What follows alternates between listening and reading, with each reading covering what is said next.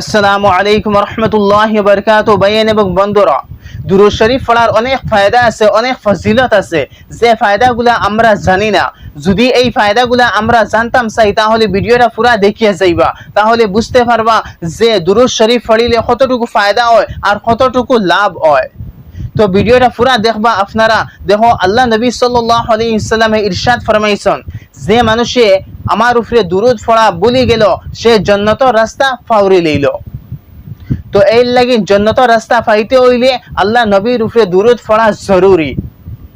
দেখো, দুরূদ শরীফ পড়ার এক নম্বর ফায়দা হইয়া গিয়া থাকলো, যে মানুষে বেশি করিয়া দুরূদ শরীফ পড়িব, আল্লাহ তাআলা তার জিন্দেগীর গুনাহরে মাফ করিয়া দেয়। তোমার কোনো জিনিস হারিয়ে গেছে, তুমি দুরূদ শরীফ পড়ি পড়ি এই জিনিসটারে খোঁজাও, তাহলে আল্লাহ তাআলা তোমার এই জিনিসটার ইয়াদ দিলেইবা। যে মানুষের অভাব অনটন থাকে, খুব বেশি করিয়া দুরূদ শরীফ পড়ক, তাহলে আল্লাহ তাআলা তার অভাব অনটনকে দূর করিয়া দিবা।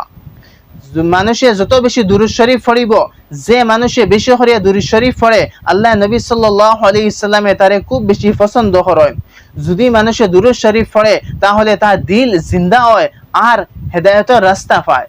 তো বহুত ফায়দা হল আছে।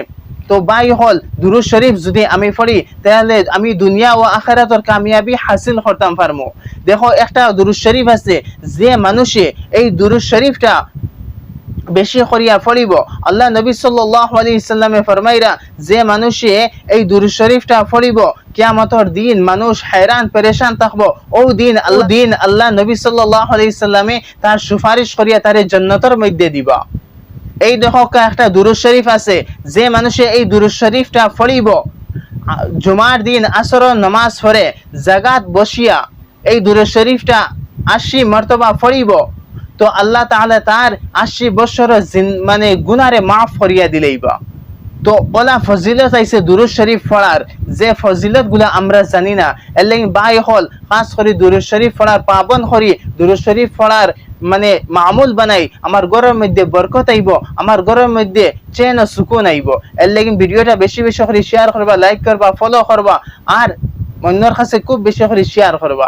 আসসালামু আলাইকুম রহমতুল্লাহি ওয়া বারাকাতুহু।